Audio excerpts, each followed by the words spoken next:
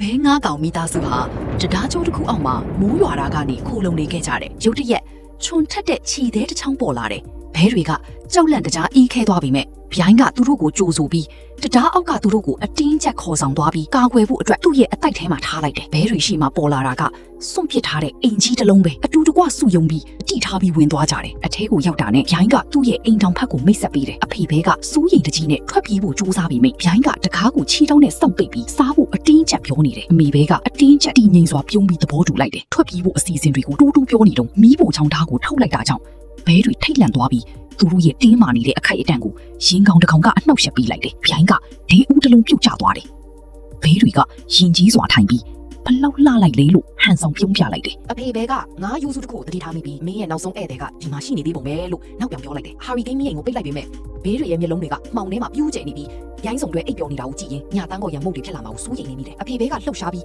ရိုင်းရဲ့မျက်နှာကိုတိတ်တိတ်ကြည့်လိုက်တယ်။သူ့မိသားစုကိုဖတ်ပြီးရှင်းပြချက်တွေကိုထစ်ထစ်ငုံငုံပြောလိုက်တယ်။ဒါပေမဲ့ဗျိုင်းကသူတို့ကိုတိတ်တိတ်နေခိုင်းပြီးညအချိန်ဟာသားရေးတွေအမဲလိုက်တဲ့အချိန်ပါလို့တူတူလေးပြောလိုက်တယ်။ဘဲကလေးရဲ့ညီကသူ့ညီမလေးအတူအပေါက်တစ်ပေါက်ကနေထွက်ပြေးဖို့ကြိုးစားပြီးပိတ်မိသွားတယ်။ဗျိုင်းကမိဘတွေကိုခြေတစ်ဖက်နဲ့ဘေးကိုကန်ပြီးပိတ်မိနေတဲ့သူတို့ရဲ့ဘေးကလေးတွေကိုရောက်အောင်ကြိုးစားနေခဲ့တယ်။ဗျိုင်းရဲ့အဖေကဆွဲခေါ်သွားပြီးဗျိုင်းကနီးကပ်လာပြီးလူးလုံးမနေနဲ့လို့ဟောင်းလိုက်တယ်။ဘိုက်ကြီးငါးကြီးကဘေးကလေးတစ်ကောင်လုံးကိုမျိုးချလိုက်တယ်။ဗျိုင်းကချက်ချင်းပဲငါ့ကိုနှုတ်သီးနဲ့ကြိတ်ချီပစ်လိုက်ပြီးဘေးကလေးတွေကိုအချိန်မီကဲတင်လိုက်တယ်။နောက်ဆုံးတော့အဖေဘေးကသဘောပေါက်သွားတယ်။ဗျိုင်းကသူတို့အချိန်လုံးကာဝေးပြီးနေကြတာကြောက်လန့်နေတဲ့ဘေးပေါက်လေးတွေကဆောင်းအောင်မှမှတ်နေကြတယ်။အဖေဘေးကတော့မိသားစုကိုဒီပြောင်းရွှေ့မှုတော့ခေါ်သွားပြီလို့နှောင်ထားရပြီးတညလုံးမအိပ်ပေးနေကြတော့